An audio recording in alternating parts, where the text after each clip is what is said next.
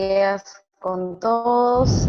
Gracias a la Universidad Pacífico por invitarnos a participar de este panel. El objetivo de este panel es conversar, discutir entre nosotros cuáles son los retos principales del gobierno como facilitador y promotor de las nuevas tecnologías. Y tengo el gusto de estar acompañada el día de hoy por un gran panel al cual voy a hacer la presentación en estos momentos. Tenemos a Gustavo Crespi, especialista principal de la División de Competitividad e Innovación del Banco Interamericano de Desarrollo.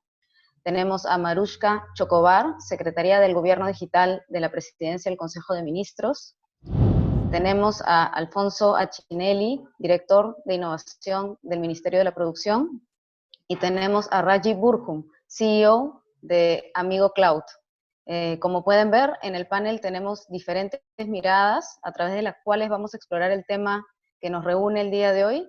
Yo quisiera comentarles primero que vamos a tener algunas rondas de preguntas. Las dos primeras van a ser específicas para cada uno de ustedes, para que nos puedan comentar cómo abordan el tema desde sus respectivos roles. Y la tercera y la cuarta van a ser transversales. Entonces vamos a pasar a hacer las preguntas de la primera ronda. Quería preguntarle primero a Alfonso, ¿qué barreras ha identificado Produce en la promoción de nuevas tecnologías y modelos de negocios? De repente nos puedes contar un poco desde el Ministerio cómo ven este tema. Muchas gracias, Pamela. Buenas tardes con todos. Desde Produce hemos identificado algunas barreras importantes y la primera es la falta de conocimiento de la oferta apropiada, sobre todo para pequeñas y microempresas, ¿no? Muchas veces se entienden las nuevas tecnologías y modelos de negocio como cosas que son solamente para empresas grandes, que requieren grandes inversiones para adquisición y funcionamiento, o competencias técnicas sofisticadas para poderlas llevar a cabo, ¿no? Por eso muchos empresarios ignoran esta oferta pensando que no es para ellos. Y por el lado de Produce, más bien lo que estamos trabajando es a través de sesiones y asesorías que permitan sensibilizar a las empresas, primero que se enteren de esta oferta y segundo, que conozcan cuál es este impacto real que puede tener en la rentabilidad al adoptar las tecnologías. El segundo, una vez que ya tenemos el conocimiento de que existen estas, es el financiamiento. Lamentablemente el financiamiento para adquisición de nuevas tecnologías es un gran problema en el país, en particular por el alto nivel de informalidad de la economía, ¿no? Que es una barrera para poder acceder a créditos por gran mayoría de las empresas en el Perú. E incluso dentro de las formales no hay tantos mecanismos para que puedan actualizar su equipamiento o capacitar en nuevas tecnologías, ¿no? Por eso mismo es que, por un lado, se tiene desde el Ministerio de Producción el combo de la formalización, que lo que permite es, a través de actividades de orientación, asesoría de asistencia técnica, lograr la formalización de estas empresas que a su vez le van a permitir acceder a financiamiento y créditos. Y por otro lado, trabajar nuevos mecanismos de financiamiento como bonos o garantías tecnológicas que permitan a las empresas poder actualizar constantemente su equipamiento conforme a los nuevos tiempos. Luego de tener conocimiento y financiamiento, el tercer factor fundamental es el capital humano. Y el no tenerlo es una barrera para poder implementar estas nuevas tecnologías, ¿no?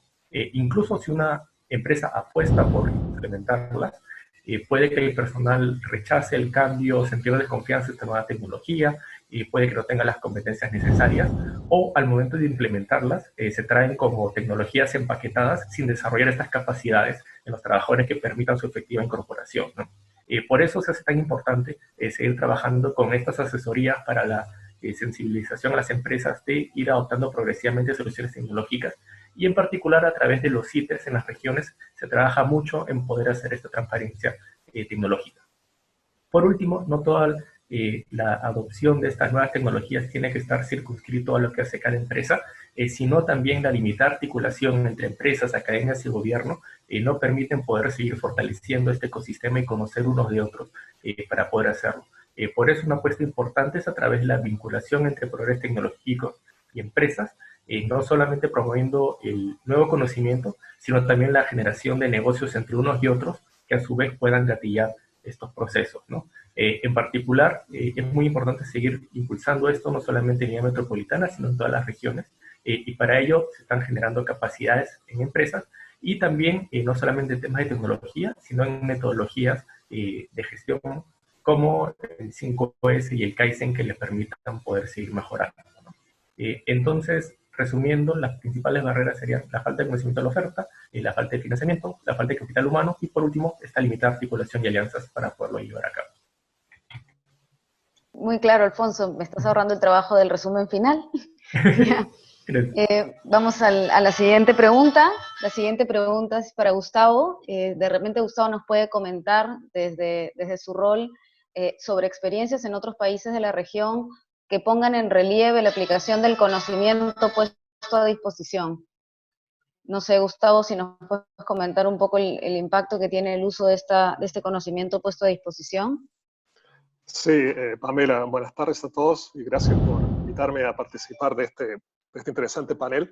Yo creo que el Estado cumple un rol muy importante a partir del momento en que es un gran generador de datos y por lo tanto es clave también que no se los quede el mismo los datos, sino que los ponga a disposición de los innovadores para que puedan desarrollar nuevas soluciones. Y dos proyectos interesantes en los cuales me tocó participar del lado del banco y que hacen precisamente eso. Uno es un proyecto que se denomina PROSAP, que es el Programa de Satélites de Argentina. Es un proyecto que arrancó allá por el año 2006 y que hace básicamente tres cosas. Uno, financia el desarrollo de, en realidad no uno, sino dos satélites, que son satélites de observación terrestre, no son geoestacionarios, sino son diferentes, operan a más baja altura, y que van a operar en constelación con dos satélites europeos, que es otra diferencia, no es un satélite único, sino una constelación de satélites.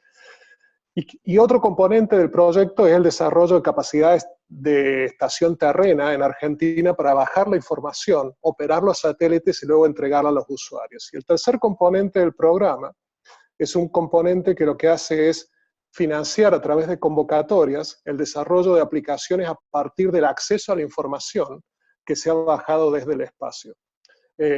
Y en la última convocatoria que se hizo, que fue, si mal no recuerdo, unos meses atrás, hubo aproximadamente 45 soluciones propuestas para usar esa información satelital que se estaba capturando para el desarrollo de soluciones, y todas ellas lideradas por algún empresario, por alguna startup o algún inclusive instituto o centro de investigación. Lo más interesante es que hay aplicaciones básicamente en 4 verticales. Un primer vertical tiene que ver con el monitoreo de las plagas que afectan a la agricultura. El segundo vertical tiene que ver con la prevención de incendios forestales. El tercer vertical tiene que ver con el monitoreo y la prevención de sequías a partir del monitoreo de la humedad del suelo. Y el cuarto vertical, que es el que más me gusta a mí, es la prevención de dengue. Uno dice, ¿cómo puedo usar un satélite para prevenir dengue? Bueno, es que en realidad, si uno a través de la imagen puede identificar ciertas condiciones de humedad que se están dando en el suelo, más ciertas otras condiciones atmosféricas, uno sabe que esas dos condiciones son muy importantes para predecir dengue en espacios muy acotados, en espacios geográficos muy limitados. Entonces uno ya sabe a través de la información satelital que en determinadas áreas la probabilidad de un brote de dengue es muy alta. Entonces puede ir a fumigar. Entonces, ese es el tipo de soluciones que se están desarrollando simplemente a partir de poner la información a libre disponibilidad. Es interesante también este proyecto porque generó una expansión importante en la dimensión de colaboración internacional.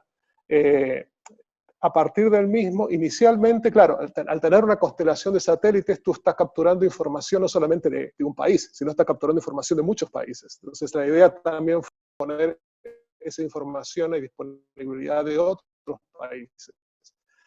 Entonces, primero se armó una red que eran solamente los países del Mercosur y hará un par de años en la cual participan 7 u 8 países de la región y en la cual está incluida Perú, de manera tal que Perú va a empezar a recibir la información de su propio territorio capturado por esta constelación de satélites para poder, digamos, generar aplicaciones similares adaptadas a la realidad peruana. Por ejemplo, control de tala ilegal, por ejemplo, prevención de incendios forestales, control de minería ilegal. O sea, hay un montón de cosas que se pueden hacer a partir de que la información está disponible.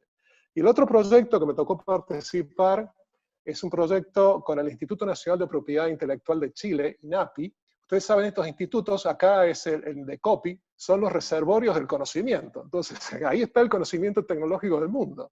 Entonces, hay que abrirlo ese conocimiento. Estos institutos tienen un rol no solamente de proteger el conocimiento que se registra ahí, sino el otro rol es abrirlo y darlo a conocer. Entonces lo que hicimos fue desarrollar una plataforma que se llama, una plataforma tecnológica que se llama INAPI Proyecta, que entrega un montón de servicios a los usuarios, pero una de las cosas más importantes que la plataforma entrega es información sobre tecnologías, tanto en dominio público como propietarias, para que en forma amigable, porque acceder a esa información en los datos, o las bases de datos originales de patentes, por ejemplo, no es fácil, es complicado. Entonces esto hace es un robot que hace este ejercicio de búsqueda mucho más amigable. Y en adición lo que se hizo fue identificar 2 o 3 sectores estratégicos para Chile, que no hay que ir muy lejos para encontrarlos, como por ejemplo la producción de acuicultura de salmones, la minería, la fruticultura, y generar boletines tecnológicos semanales con toda la información sobre aquellas tecnologías que pasan a estado de dominio público porque las patentes van venciendo, o porque se han registrado, y esto es muy interesante, una tecnología en dominio público está en dominio público si se ha registrado en este momento en un país, pero no en el país tuyo. Entonces, si no se ha registrado en tu país, tú puedes también acceder a esa tecnología. Entonces, lo que se hace es entregar ese conocimiento a los usuarios para que los usuarios puedan incorporarlo a sus procesos productivos. Y ha sido una herramienta muy importante, muy valorada para ayudar a la difusión del conocimiento y abordar uno de los problemas que hace mención Alfonso, que es no conozco, no tengo acceso al conocimiento. Bueno, este tipo de herramientas es muy importante para eso. Súper didácticos los ejemplos y el impacto que puede lograrse haciendo uso de esta información a disposición. Ahora le vamos a preguntar a Rayi, desde su rol de emprendedor, que ya no es tan emprendedor, pero creo que en el fondo tiene todavía su corazoncito de emprendedor. Siempre, ¿Qué barreras siempre has encontrado? Lo sabemos, siempre apoyando el ecosistema también. ¿Qué barreras te has encontrado en esta larga trayectoria, ¿no? En relación al uso de data para generar soluciones? Entonces creo que la mejor respuesta es dar un poquito de contraste de cómo hacemos ese tipo de soluciones en Estados Unidos en comparación de cómo los hemos tenido que hacer en Perú, ¿no? Por ejemplo, en Estados Unidos, tú cuando estás haciendo un análisis de geomarketing, ¿no? Para entender a los clientes, tú simplemente vas a los datos del censo y te puedes bajar datos a nivel de bloque, ¿no? No a nivel distrito, sino el bloque. Y hay una técnica completa de cómo es el anónimo y puedes sacar datos demográficos muy interesantes, ¿no? De ingresos, de la población, digamos, tipos de recursos que tienen, educación, bla, bla, bla. Entonces, sí tenemos algo parecido en Perú en el INEI, ¿no?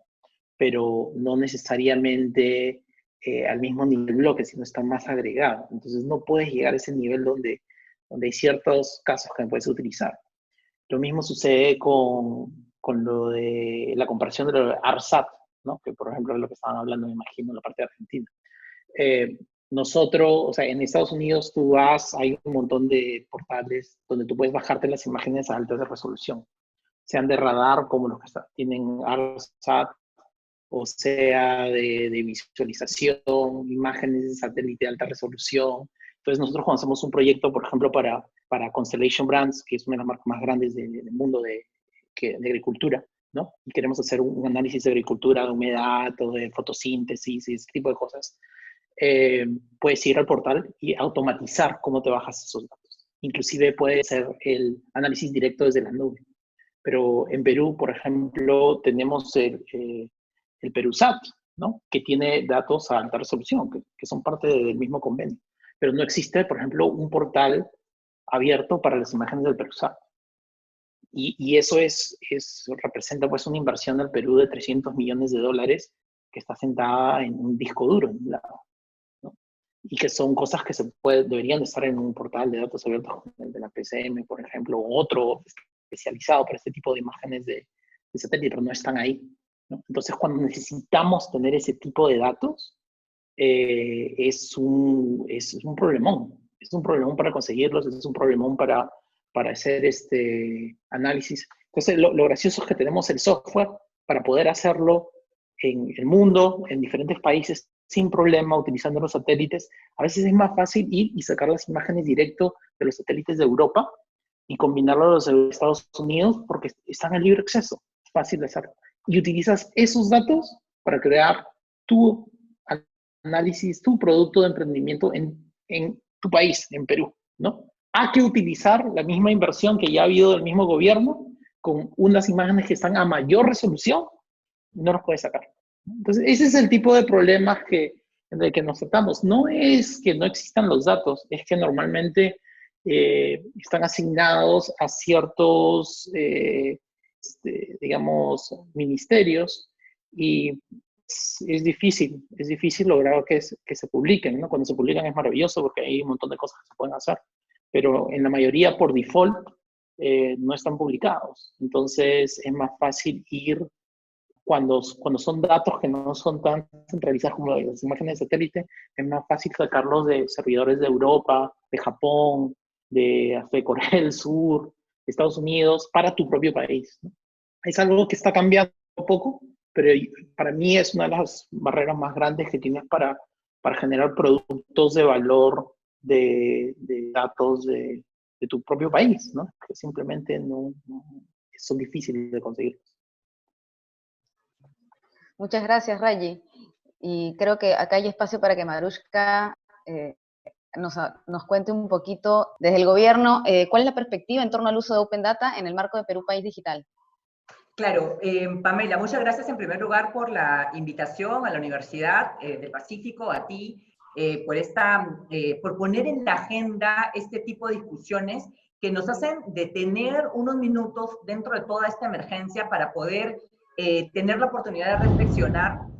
Al inicio de todo este tema, en realidad, tanto contigo como con Alfonso, hemos participado de varias reuniones donde trazábamos las rutas, tanto en el Ministerio de Producción como en el Ministerio de Educación, para poder llegar hacia esos objetivos que tenemos como país en materia de digitalización.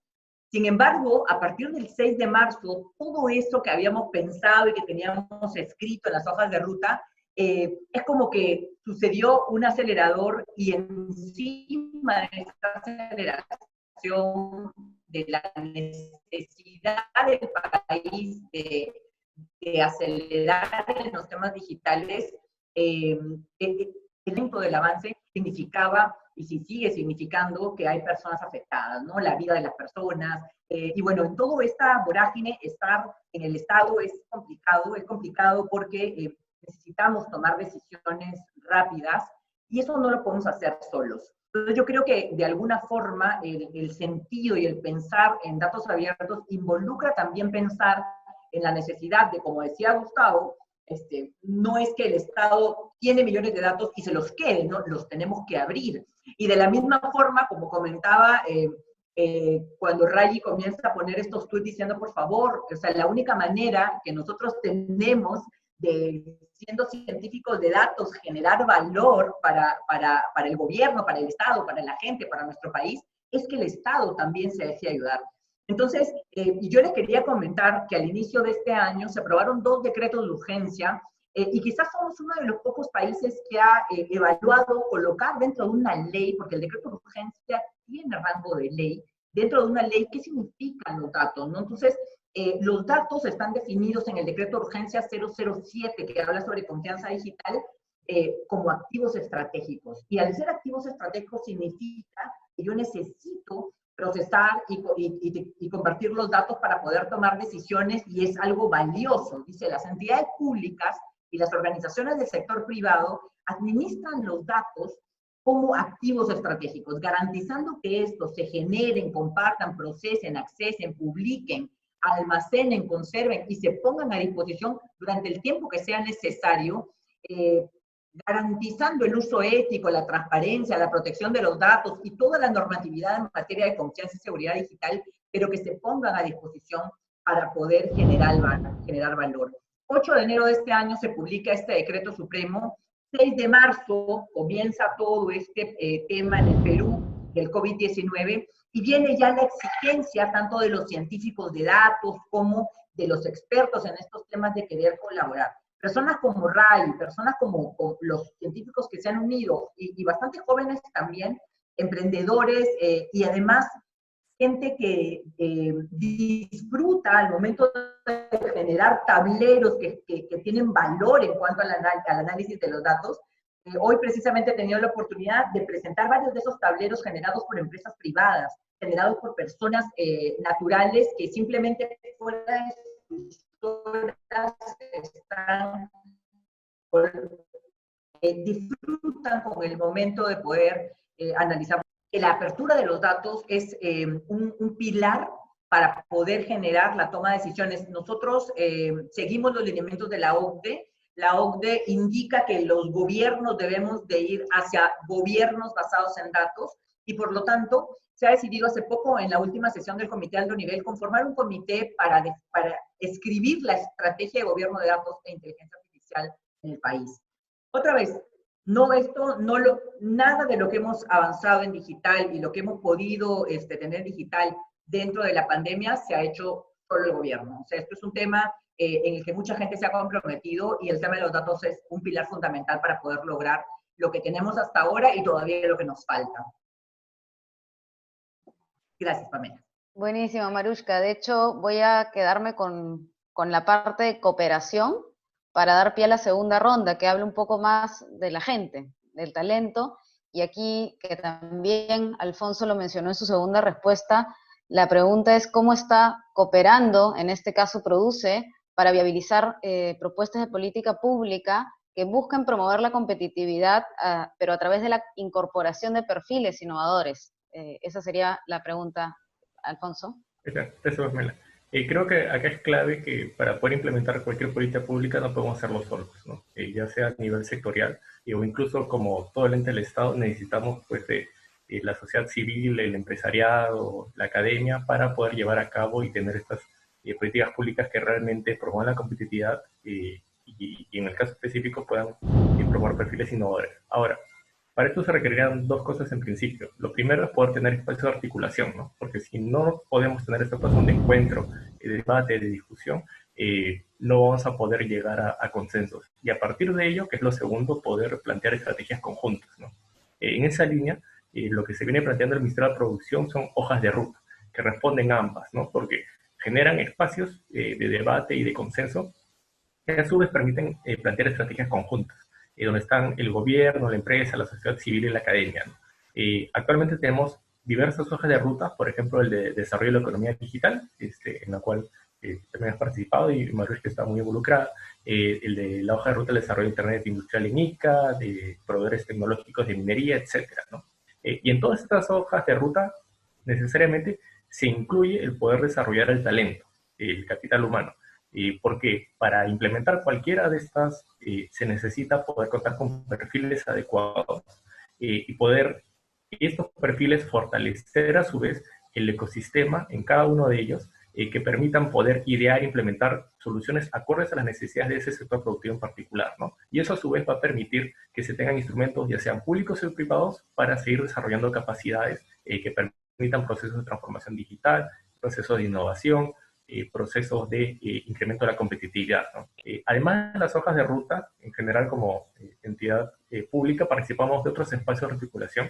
Por ejemplo, actualmente con CONCITEC estamos trabajando con la Política Nacional para el Desarrollo de la Ciencia, la Tecnología e Innovación Tecnológica, que también nos traza una ruta de largo aliento acerca de las aspiraciones que tenemos como país respecto a CTI.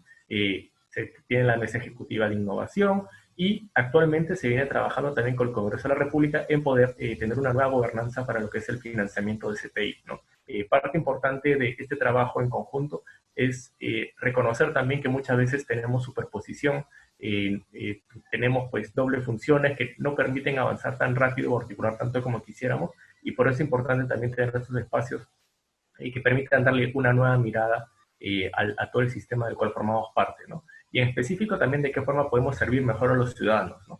Sabiendo que de cara a los ciudadanos, nosotros somos muchas entidades, pero de cara a ellos somos el Estado, ¿no?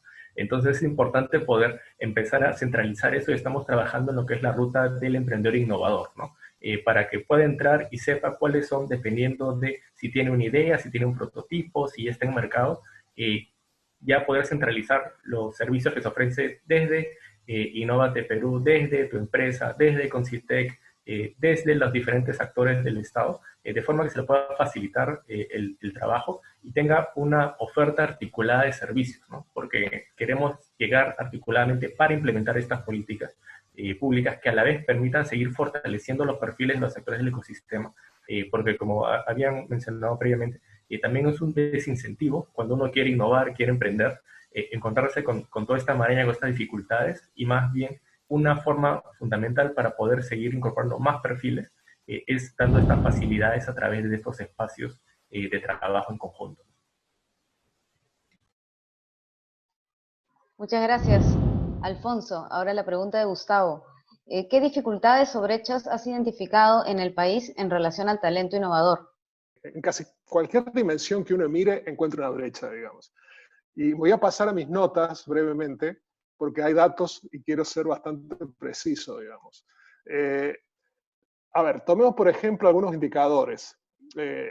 Perú invierte 0.12% del PIB en investigación y desarrollo, cuando la región invierte 0.6% o los países de la OECD invierten 2.5%, y sin siquiera comparar con Corea o Israel, que invierten más del 5%.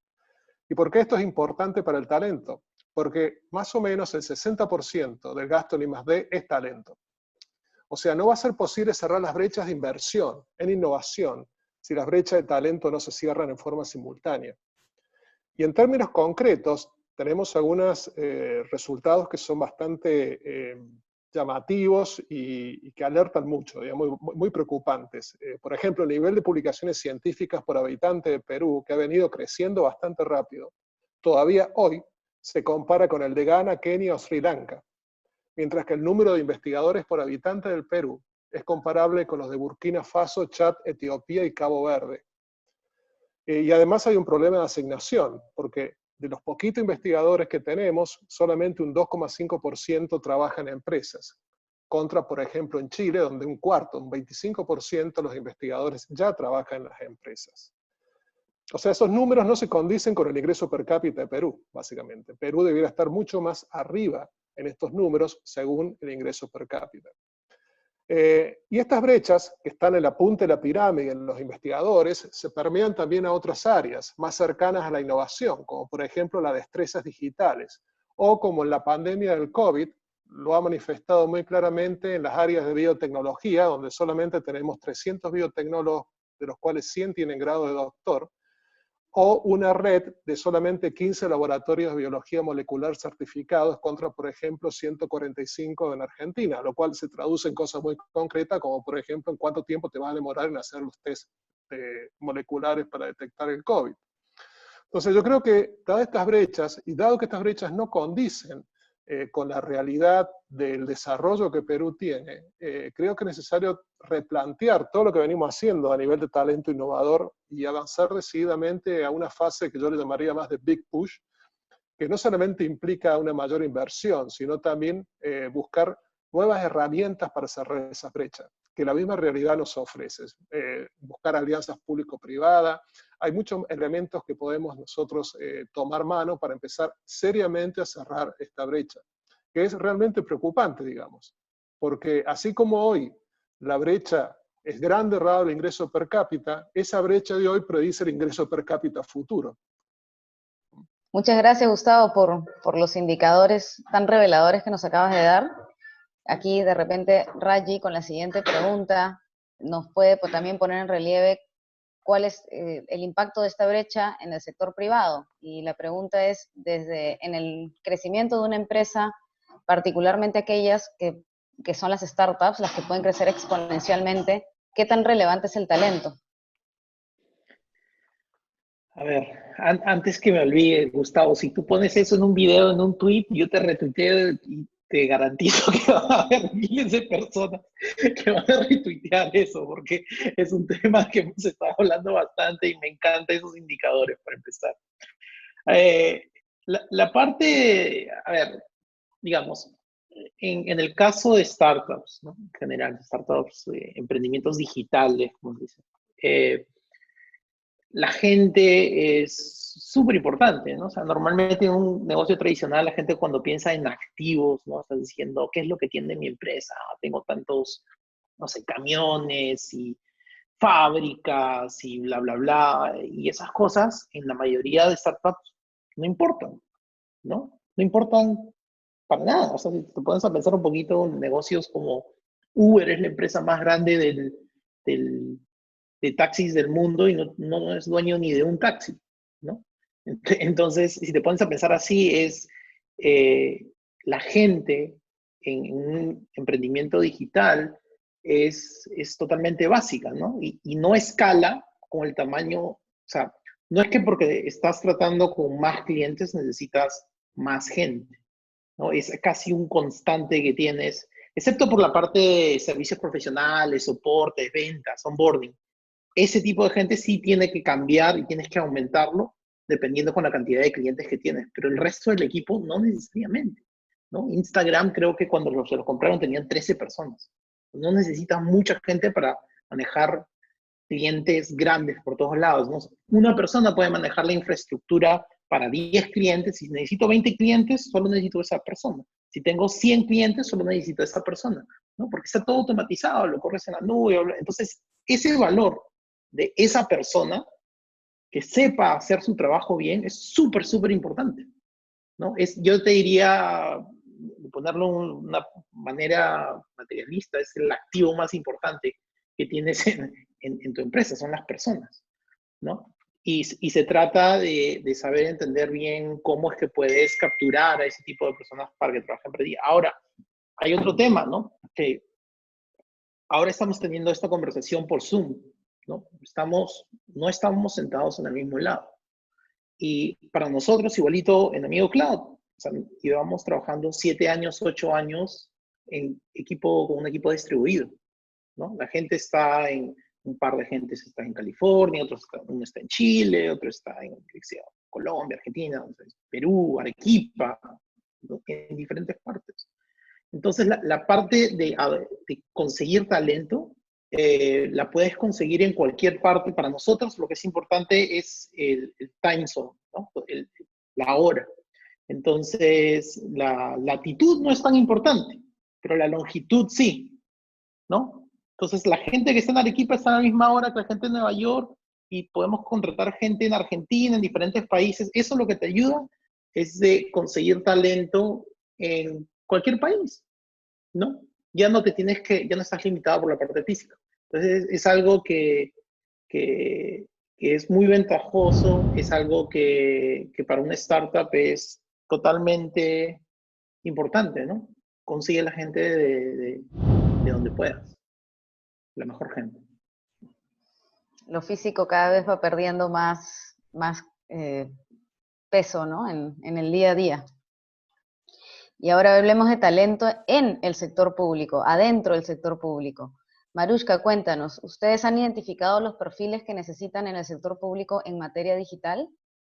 Sin duda, Pamela, sin duda. Y lo que está ocurriendo en el sector público, a ver, como para poner un mismo punto de partida, estoy de acuerdo con este tema de que la no presencialidad o lo digital en la forma de trabajar ha facilitado muchísimo, sin importar hora, espacio, día, produzcamos cosas juntos, ¿no? Públicos, privados, personas individuales y gente dentro del gobierno, casi sin tener la línea divisoria entre lo público y lo privado. En equipos de trabajo bastante activos, hay inclusive un grupo de voluntarios bastante activo en la Secretaría, que son personas que les interesa cooperar y llevar más allá ese conocimiento, impactar en el país.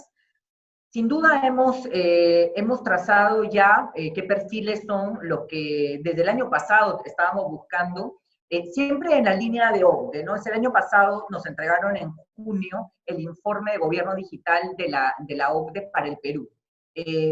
Muy interesante porque además de reconocer algunos temas en los que hemos mejorado sin duda y estamos llevando ciertos liderazgos a nivel de la región, también estaba la tarea, ¿no? Y dentro de la tarea estaba el tema de datos.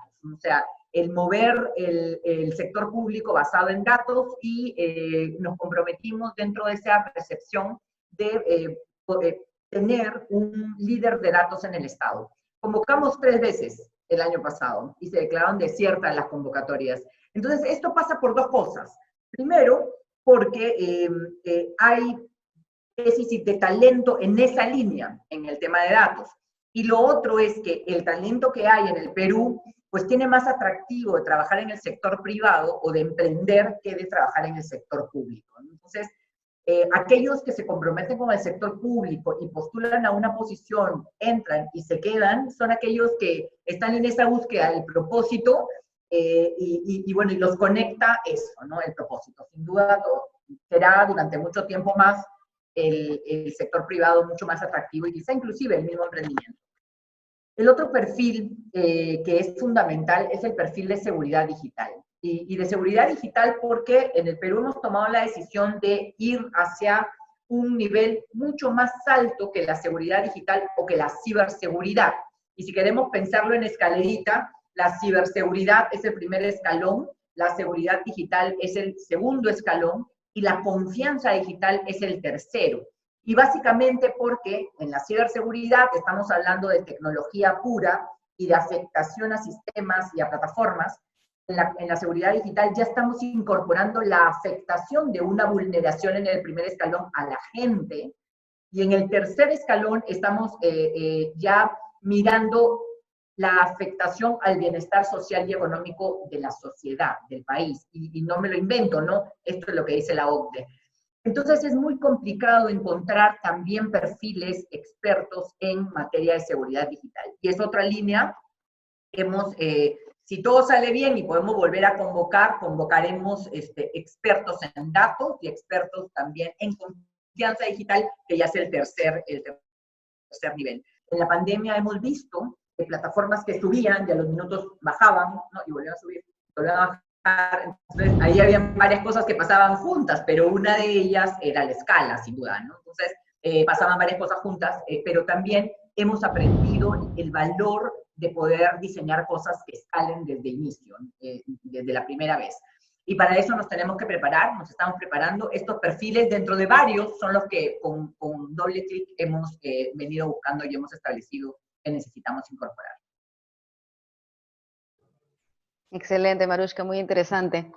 Vamos a pasar a la tercera ronda, que es una pregunta transversal para todos. ¿Les parece si mantenemos el mismo orden y siéntanse la libertad de poder interrumpir al otro si hay alguna opinión contraria? Estamos en un periodo de crisis. Se ha puesto en relieve la importancia de la colaboración entre Estado, academia y sociedad civil en la toma de decisiones basadas en data. ¿Cómo han abordado este punto de colaboración en tiempo de crisis en torno a la data? ¿Alfonso? Y creo que todos coincidimos en que es fundamental contar con información para la toma de decisiones, ¿no? Y sobre todo en este contexto se hace más urgente el poder colaborar para poder utilizar las fortalezas de cada uno en poder conseguir esta información de forma oportuna y abierta, como también ya se mencionó antes, ¿no? Digamos, por el lado nuestro se está trabajando en la encuesta empresarial sobre acciones frente al COVID-19, de mano con el grupo de investigación en gestión de innovación de la Universidad Católica, para poder ver cuáles son estas acciones que han hecho sobre todo las empresas vinculadas con la gestión de tecnología o que invierten en proyectos de investigación, desarrollo e innovación, ¿no? Finalmente es un nicho en específico en el cual atendemos nosotros con más fuerza y la idea es poder recoger esa información directamente de la fuente, ¿no? Asimismo tenemos la encuesta nacional de innovación que el próximo año va a sacar su siguiente versión y con eso vamos a poder comparar también este efecto de la pandemia un poco más de mediano plazo respecto a lo que está sucediendo en la industria manufacturera y en las empresas de servicios intensivos. Y por otro lado también estamos recogiendo información, por ejemplo, de Corporate Venture, ¿no? Estamos trabajando con Guaira Latam y con el BIT, y con Gustavo, para poder tener este primer informe y que nos permita tener un punto de partida para poder fomentar estas iniciativas, conocer las buenas prácticas, la experiencia peruana y poder, como se vio que es uno de los problemas, tener otros mecanismos de financiamiento para los emprendimientos, ¿no? En particular, creo que normalmente desde el Estado apostamos más por este tipo de recojo de información, un poco más a nivel de encuestas masivas, reportes. Sin embargo, creo que una tendencia muy positiva en los últimos años, y ahí creo que la Secretaría de Gobierno Digital con liderazgo Marushka tiene mucho que ver, de poder recoger directamente información de la experiencia de los ciudadanos, ¿no? Creo que es algo que también se ha estado haciendo mucho más los últimos años, y en particular estos últimos meses, de poder tener esta interacción directa con el ciudadano, de poder también incorporar estos perfiles a la gestión pública, ¿no? Más de pensados en experiencia de usuario, más sociólogos, antropólogos que puedan recoger esta información más cualitativa, que realmente nos permitan conocer a mayor profundidad las necesidades y cómo estas van cambiando, dependiendo del contexto, sobre todo ahora en la pandemia, ¿no? A través de entrevistas, talleres y otras modalidades que se pueden utilizar. Y creo que también hay los laboratorios de innovación que también varias entidades ya cuentan, permiten poder ir generando esta información y todo esto se ha venido haciendo de forma colaborativa, ¿no? Y creo que es muy importante también este aprendizaje entre entidades del sector público, cómo se aprende de lo que hace el otro y se va replicando lo bueno, y lo que se ha venido haciendo también en el sector privado, ¿no? Porque mucho de esto ha respondido también a los mismos laboratorios que existían en el sector privado y que ya recogían con una mirada más del consumidor estas experiencias, pero más bien ahora se están apalancando con apoyo de la academia en todo lo que es economía del comportamiento, un poco más acerca de todas estas nuevas información con la que se cuenta acerca de cómo se aprende, cómo es la experiencia que tenemos las personas, para finalmente poder utilizar esa información para tener mejores políticas públicas, para poder estar efectivamente respondiendo a los desafíos actuales, ¿no? Y que podamos progresivamente dar solución a esas necesidades, no como al ciudadano en abstracto, sino a cada nicho con sus propias particularidades que permitan tener soluciones más eficientes que nos permitan avanzar hacia el país y el Estado que queremos todos, ¿no? Gracias, Alfonso. Gustavo. Una de las cosas que la pandemia nos está dejando, digamos, es una especie de digitalización forzada, ¿no? O sea, el mundo se venía digitalizando a un ritmo y de repente se digitalizó un montón y no va a volver para atrás. Eso, o sea, a ver, yo no sé, digamos, yo descubrí que uno puede vivir sin ir al supermercado, por ejemplo, y eso es una cosa interesante, digamos, no voy mal al supermercado, compro todo por mi aplicación, es extraordinario. A ver, en el caso de la pandemia hicimos varias cosas como respuesta a esta mayor digitalización. Nosotros trabajamos desde el banco con una red de agencias de innovación en toda la región, en el caso de Perú es con Innovate, y a partir de ese aprendizaje cruzado lanzamos hackatones, por ejemplo, que permitieron desarrollar rápidamente algunas aplicaciones para temas de acceso a información sobre el COVID, descomprimir la presión sobre algunas líneas telefónicas del Ministerio de Salud, etc. Fue junto con el equipo de Marushka, de hecho, digamos, Innovate y ellos trabajaron juntos. Después Innovate y las otras agencias de innovación de la región, son 9 agencias, lanzaron concursos para resolver desafíos asociados al COVID, no solamente desafíos de salud, sino desafíos en temas sociales, en temas económicos, en temas de cómo voy a trabajar ahora y no me contagio y ese tipo de cosas. Y también hubieron, en el caso de Perú, como aproximadamente 60 postulaciones y se aprobaron 10 proyectos que están en proceso de desarrollo, de los cuales aproximadamente 8 tienen que ver con aplicaciones de datos para atender a problemas relacionados con la pandemia. Y 2 tienen que ver con temas de dispositivos médicos, y ahí tenemos un gran dolor de cabeza con los sistemas que existen en Perú para aprobación de dispositivos médicos, que, digamos, probablemente los tengamos listos para la próxima pandemia, pero no para esta, digamos. Pero este tema del uso de los datos en la toma de decisiones venía de antes, digamos, ahora se aceleró, pero algunas cosas interesantes en las que veníamos trabajando tienen que ver con el ITP, por ejemplo. Veníamos apoyando un proyecto conjunto con el Media Lab del MIT para poder, digamos, desarrollar a nivel peruano lo que se llama el Atlas de complejidad económica, que nos va a permitir conocer para cada uno de los territorios de Perú cuáles son las oportunidades productivas que el país no está aprovechando. No las que estamos aprovechando, eso es fácil, digamos, sino las que no estamos aprovechando. Y eso se basa en varias capas con un montón de información de distintas fuentes. Algunos temas en los cuales yo creo que es importante empezar a trabajar en esta nueva realidad que está impulsada por los datos, es el tema de la integración de datos de registro de empresas. Poder acceder a datos de registros de empresas y poder, digamos, vincular esos datos con los datos de protección social para ver, digamos, cómo el ecosistema se mueve, cómo los trabajadores de una empresa salen y se van a otra empresa y se llevan el conocimiento. Es muy importante para poder entender bien dónde tengo que hacer políticas públicas. Y es muy importante también para poder evaluar políticas públicas. Hay países en la región donde nosotros tenemos acceso ya a estos datos de registro a través de mecanismos de anonimización o de randomización de algunos de los resultados de manera tal que no se viole ningún problema de secreto estadístico y sin afectar la calidad del dato subyacente. Pero lo tenemos con Argentina, tenemos en varios países desarrollados lo tienen, lo tenemos en Brasil. En Brasil tenemos la base de datos de toda la economía brasileña en mi computador, por ejemplo, y nadie digamos, pone colorado por eso, digamos, sino todo el mundo lo sabe. Hacer eso en Perú hasta ahora ha resultado imposible, digamos, y eso tiene, digamos, problemas importantes para evaluar la calidad de las políticas públicas, sobre todo en el espacio del desarrollo productivo. Otro tema donde yo creo que los datos van a ser muy importantes es en la regulación. La forma como las agencias reguladoras regulan va a cambiar radicalmente, ya está cambiando radicalmente. Yo me acuerdo que veíamos en Chile, en un proyecto que desarrollamos hace un par de años atrás, cómo el Ministerio de Transporte en Chile regula los taxis. Y bueno, tiene inspectores en la calle que controla el taxista. Y bueno, ese inspector desapareció. Eso se va a hacer todo digitalmente a través del usuario del taxi, o el usuario de energía eléctrica, o el usuario de agua, o el usuario... Todo eso va a ser en tiempo real. Estoy cumpliendo, no estoy cumpliendo, ¿dónde tengo un problema?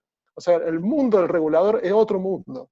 Y esa cuestión es importante que la vayamos asimilando. Y el tercer punto es que esto también le pega a la forma como hacemos ciencia. ¿Cómo hacemos ciencia? ¿Cómo todos nosotros hemos estado alguna vez en la universidad y cómo escribimos un paper? ¿Ah? Tenemos una hipótesis, hacemos una revisión de literatura, hacemos una recolección de datos, corremos un modelo, sacamos las conclusiones y damos recomendaciones. Bueno, eso lo hacíamos nosotros y los datos o los equipos.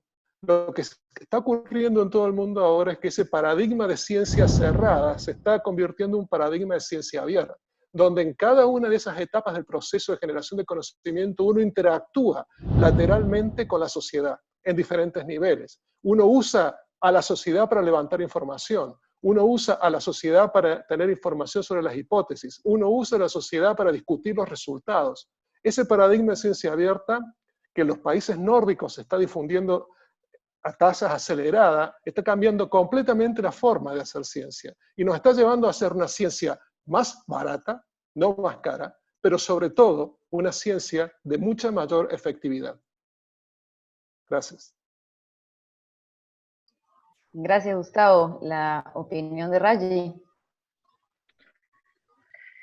Dos puntos. Creo que el primero, bueno, como alguien externo siempre la transparencia es importante, ¿no? Porque si no tienes los datos en términos de ese tipo de cosas, no, hay muchas cosas que no se pueden hacer. Yo pongo un poquito, o sea, yo sé que, y este es un problema desde antes que llevamos, ojo, no es de la pandemia, sino es algo que ya tenemos desde muchos años. Si tú te pones a pensar un poquito acerca de cómo es que como país estamos mirando el tema de innovación en general, ¿no? Si es verdad que estamos invirtiendo en cosas de tecnología, si es verdad que estamos cada mes que pasa, estamos mejorando en nuestra transparencia, cada mes que pasa estamos mejorando en los concursos que hacemos y el dinero que se está utilizando por este tipo de cosas. Pero el problema más grande es que no hacemos el siguiente paso, que es mucho más importante, ¿no? De que el gobierno sea un cliente de los emprendimientos privados. O sea, si tú miras un poquito la cantidad de dinero que se gasta y dices, ¿por qué Estados Unidos? Siempre me refiero al ejemplo de Estados Unidos, porque conozco el crecimiento del Silicon Valley desde el comienzo, todo cómo salió. Si tú te pones a analizar exactamente la parte de propiedad intelectual, cómo empezó eso con el profesor en Stanford, si te pones a ver un poquito los gastos de los presupuestos que se gastan para el sector privado, ¿no? O sea, el cliente más grande de cualquier compañía de tecnología en Estados Unidos es el gobierno. O sea, el gobierno es el que gasta más dinero en tecnología, a tal punto que hay entidades, o sea, jamás hubieras tenido un Intel sin el gobierno. Jamás hubieras tenido un IBM sin el gobierno. Inclusive, uno de los primeros inversionistas en Facebook fue el gobierno, ¿no? Entonces, el gobierno no solo se dedica a dar esa semilla inicial de para que empiecen las empresas, que es importante, está bien, pero se pueden conseguir de otro lado, pero dan la parte más importante, que se transforman en un cliente constante, ¿no? Y creo que ese es uno de los pedazos donde las compañías o los emprendimientos en Perú normalmente cuando hacen esto, sufren, ¿no? Menos mal, por lo menos en nuestro caso y en el caso de otras empresas, la economía se ha reactivado en otros países. Entonces, los clientes gubernamentales que empresas como nosotros y otros tienen, mis clientes gubernamentales están en Chile, están en Estados Unidos, están en Australia, están en cualquier otro país, pero no en Perú. Porque no existe leyes que le dejen al Estado hacer adquisiciones de manera transparente, sin que haya absolutamente ningún problema, ni miedo de que venga la Contraloría y qué sé yo. No hay una estructura que deje que el Estado gaste tranquilo, sin que se preocupen en entidades privadas, ¿no? Y eso lo hemos visto bastante durante la pandemia, ¿no? Han habido un montón de cosas que podían haber sido hechas mucho más rápidas y al final acabó siendo desarrollos propios que se hicieron por las diferentes entidades y algo que se demoró más, ¿no? Y hemos tenido, digamos, problemas estructurales y legales con hacer que esas cosas funcionen más rápido. A mí me gustaría ver eso en un futuro con cosas de tecnología que prestemos más atención a eso y aprendamos de esta pandemia. En ese punto yo creo que o Gustavo o Alfonso podrían tener algo que decir.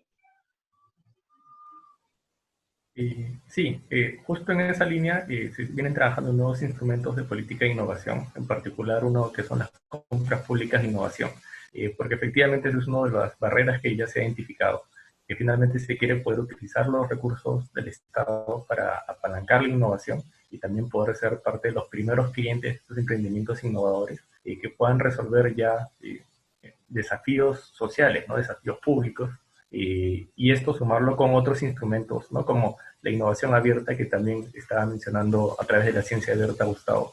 Es algo que creo que igual como mencionaban, como ya no hay vuelta atrás en la digitalización, ya no hay vuelta atrás en estos niveles de colaboración abierta, innovación abierta, de ciencia abierta, que permitan efectivamente potenciar el trabajo que cada uno viene haciendo y tener pues efectivamente resultados más baratos y más eficientes, ¿no? Marushka, desde PCM, ¿cómo les ha tocado la pandemia en temas de decisiones basadas en data? Bueno, creo que como comentaba un poco Alfonso, el año pasado, más o menos en octubre, formamos el Laboratorio Gobierno Transformación Digital.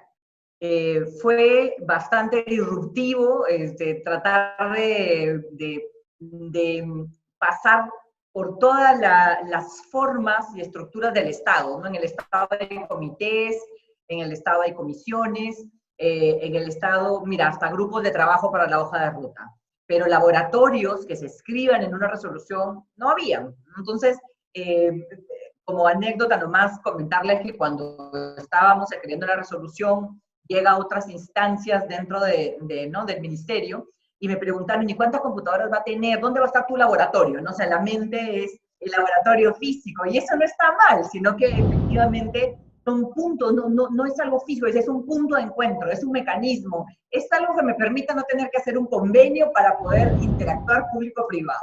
Entonces, bueno, ¿no? Entonces hicimos el laboratorio y ha sido fundamental dentro de la pandemia, ha sido fundamental porque ha permitido que comencemos a trabajar de manera mucho más ágil con empresas privadas. Más de 43, 50 empresas privadas han ofrecido su cooperación. Con muchas de ellas hemos podido trabajar rápidamente. Hasta ahora, grandes corporaciones han puesto a disposición analítica de data con datos abiertos, datos compartidos, datos anonimizados. Por ejemplo, la encuesta nacional corre sobre un sobre un tablero con inteligencia artificial, tiene un algoritmo ahí desarrollado también por el sector privado, y es utilizado hoy por el MINSA, el equipo de prospectiva, el equipo del Comando COVID, el equipo de Te Cuido Perú, y cada uno mira la información que requiere, y los ciudadanos cada vez que llega la encuesta la desarrollan, y ya no tanto en Lima, que eso es importante, o sea, estamos llegando al Datem del Marañón, estamos llegando a lugares donde no importa si tienen un celular inteligente o no. Sin duda, sin el sector privado no hubiéramos podido hacer muchas cosas. Yo de verdad, ha sido para mí durante 3, 4 meses una experiencia muy buena, y el mecanismo fue el Laboratorio de Gobierno de Transformación Digital. También personas individuales han cooperado, y ahí quisiera comentar lo que también indicó Alfonso. Si quisiéramos ponerle un sello a todo lo digital estos últimos 3 años, el sello es conversar con la gente. Entonces, el sello es preguntarle a las personas, antes de comenzar a hacer algún código, ¿cómo los podemos ayudar con esto? Entonces, hay muchos ciudadanos que voluntariamente, solos como ciudadanos, han querido también cooperar, y han cooperado también en procesos de investigación. Porque, por ejemplo, para poder lanzar la alerta a través de la aplicación Perú en tus manos, hicimos testeo del texto, ¿no? Porque vienen tantos mensajes de te has ganado un televisor, o da clic aquí, ¿no? Entonces, que te lleve Gobierno del Perú, llena la encuesta nacional. Es más, me mandaron a mí y me dijeron, ¿esto es verdad? Y yo, claro que sí, es verdad, pero no es tan sencillo, ¿no? Entonces, tenemos que hacer un testeo para esto. Yo creo que esta pandemia nos está dejando la gran lección de dejar de pensar del Estado para adentro, y comenzar a mirar de una manera mucho más decidida, porque siempre lo hemos dicho, ¿no? Siempre lo decimos, pero de ahí a la acción sucede lo que comenta Ray, ¿no? Que vienen los esquemas de control, y que ya no puedo hacer esto o lo de acá, y que si no está escrito, ¿no? Entonces, este tipo de mecanismos disruptivos, diferentes en el Estado, porque en el sector privado hay mucho de esto, tienen que permanecer.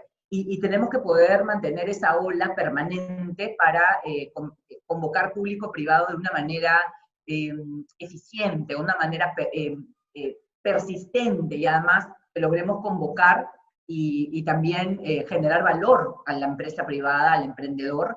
Hoy no se puede contratar. Miren, el año pasado, y eso ahí creo que Alfonso, con lo que estaba comentando sobre los innovadores, el año pasado hemos tratado de subir a varias empresas, ¿no? Convocar empresas que desarrollen con metodologías ágiles, y no cumplen con los mecanismos del Estado, pues, o sea, no tienen toda la facturación y los años.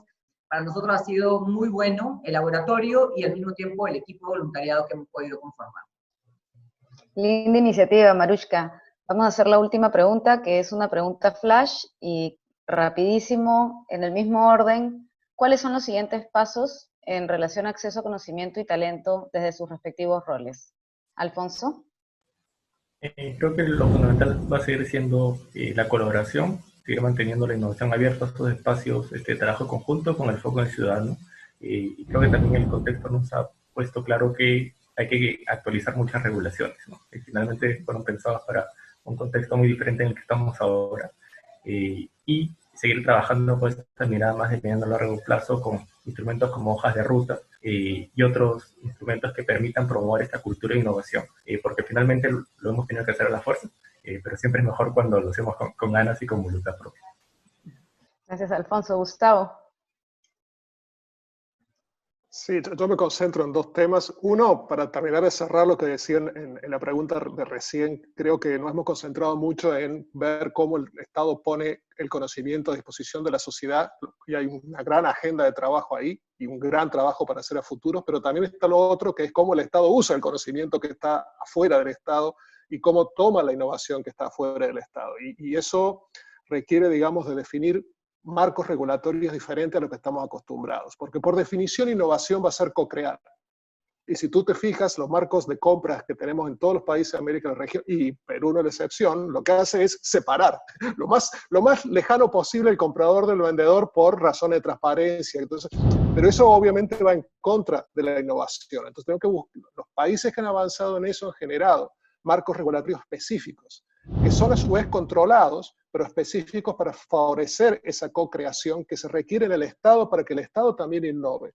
Y es importante que el Estado innove, porque si el Estado innova, el ecosistema se tracciona.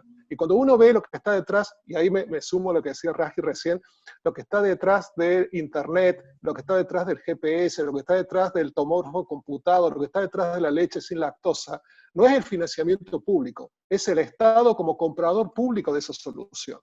Entonces tenemos que llegar a ese escenario win-win, donde el ecosistema reacciona porque el Estado lo demanda al ecosistema.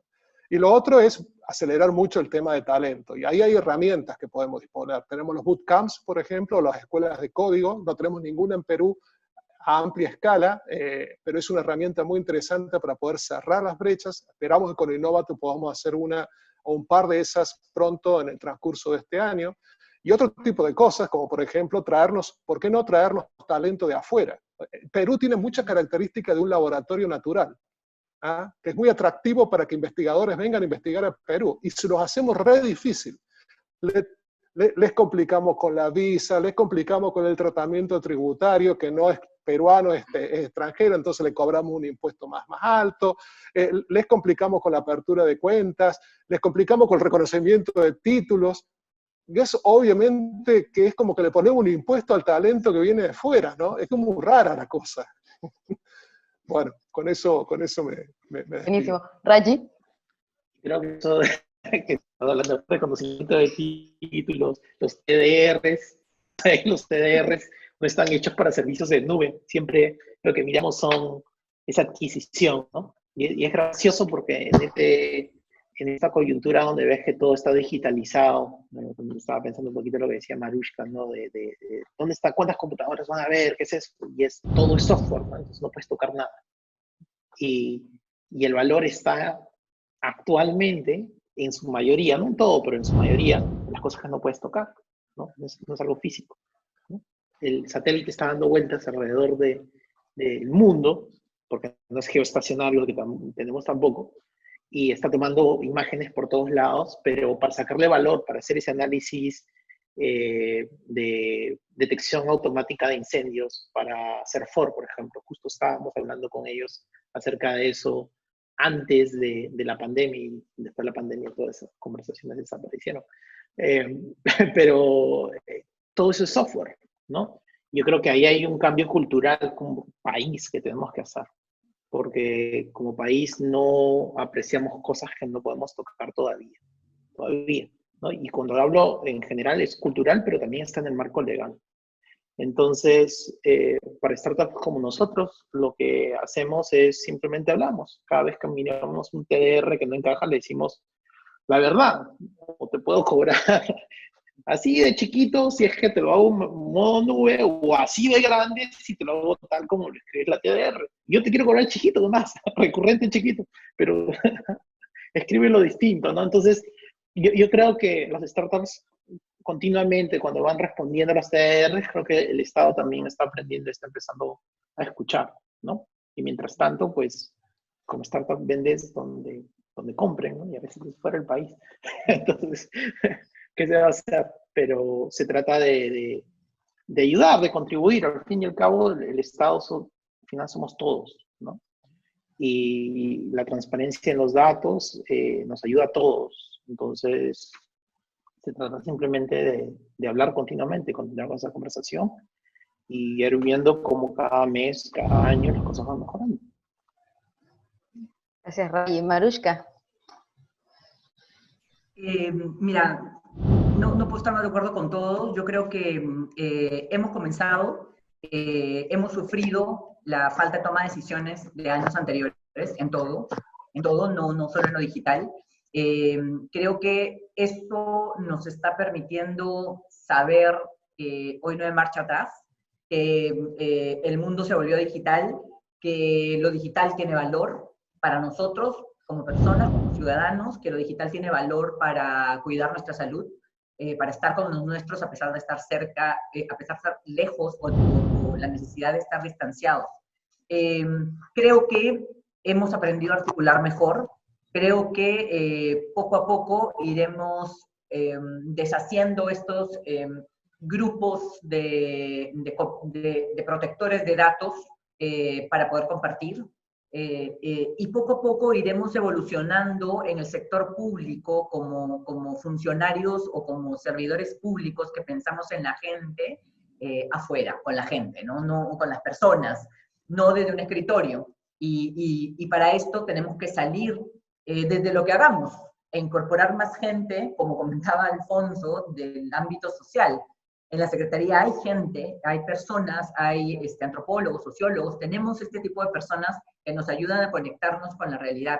Creo que ese es el camino, escribir y reescribir, y creo que tenemos el marco normativo necesario para poder salir adelante con esto, y creo que estamos en un momento crítico, con una decisión política importante alrededor de lo digital, que creo que tenemos que aprovechar todos, como todos somos Estado, como bien dijo Rayi, todos somos Estado y todos somos peruanos, así que creo que de alguna forma el ayudar al Estado, el entender nosotros al sector privado y viceversa, y participar, creo que es lo que va a marcar la diferencia entre antes de la pandemia y después de la pandemia, en especial para el Perú. Eso, Pamela. Gracias. Muchas gracias a todos. La verdad que ha sido una conversación que creo que hemos logrado el objetivo de tangibilizar un poco lo intangible, ¿no? Hemos logrado poder ver estos casos en los que la data ha servido de muchísimo en todos los ámbitos, en sus diferentes ámbitos, desde sus diferentes roles. La colaboración ha salido en todas las preguntas, desde la colaboración cara a cara con el ciudadano, la colaboración internacional, la colaboración intersectorial, ¿no? Requiere mucho esfuerzo y que nos falta dar ese pasito para poner en valor ese esfuerzo que termina siendo una inversión, ¿no? Me alegra ver que hay algunos avances desde el punto de vista legal, el reconocimiento de los datos como activos estratégicos es un gol, ¿no? Todavía el marco legal tiene algunas cosas que trabajar para facilitar tanto la incorporación de talento como el uso de la información y la generación de la misma. Me gustó mucho también reflexionar sobre cómo el contexto nos ha impuesto una digitalización y que la misma digitalización nos hubiese ayudado a tomar medidas más rápidas, y ahí de repente es una ironía, pero bueno, estaríamos más preparados para el COVID-20, en todo caso. Me ha gustado muchísimo las reflexiones que han hecho y me gusta saber que hay gente en el país con tanta disposición para compartir las experiencias, para colaborar y para sentarse un momento a reflexionar y ponerle ganas a lo que viene. Muchísimas gracias.